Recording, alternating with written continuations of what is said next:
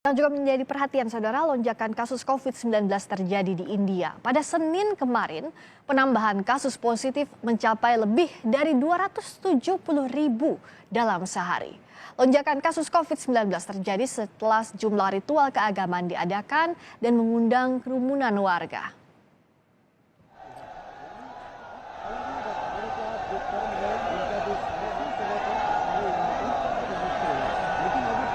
Salah satu ritual yang dihadiri ribuan orang adalah Kumela saat warga berkumpul di Sungai Gangga pada pertengahan April lalu.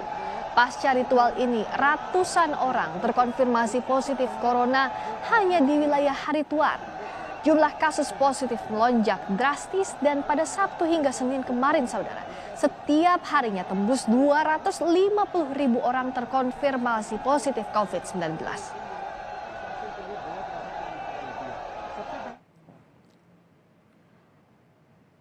Saat ini kasus konfirmasi positif corona di India mencapai angka 15 juta.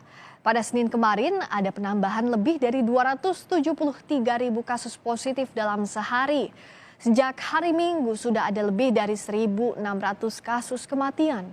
Pemerintah meningkatkan fasilitas pengujian COVID-19 dengan lebih dari 267 juta pengujian telah dilakukan.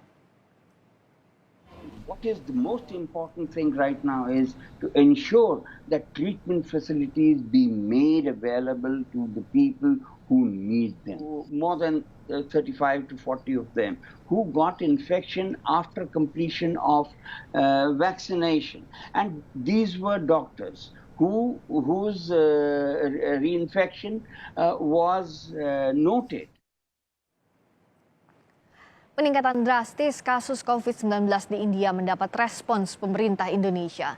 Menteri Kesehatan mengingatkan kurangnya kewaspadaan dan kendornya penerapan protokol kesehatan menjadi faktor kasus COVID-19 bisa meningkat drastis. Selain itu, adanya mutasi virus corona bisa menjadi penyebab meningkatnya kasus positif. Menteri Kesehatan menyebut tingkat vaksinasi di India tinggi dan tren kasusnya menurun. Hal ini diduga membuat warga di sana abai akan protokol kesehatan. Kedua yang paling penting adalah karena mereka sudah vaksinasinya tinggi, jumlah konfirmasi kasusnya menurun, mereka lupa. Mereka kurang waspada. Mereka mengendorkan protokol kesehatan, memakai masker, mencuci tangan, dan menjaga jarak.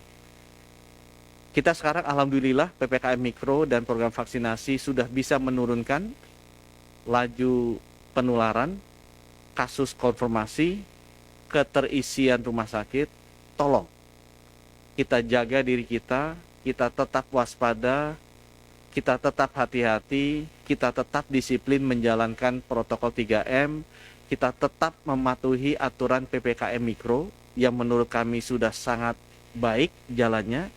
Kalau itu bisa kita tetap jalankan, insya Allah di masa Ramadan ini dan Idul Fitri kita tidak usah mengalami seperti yang ada di India.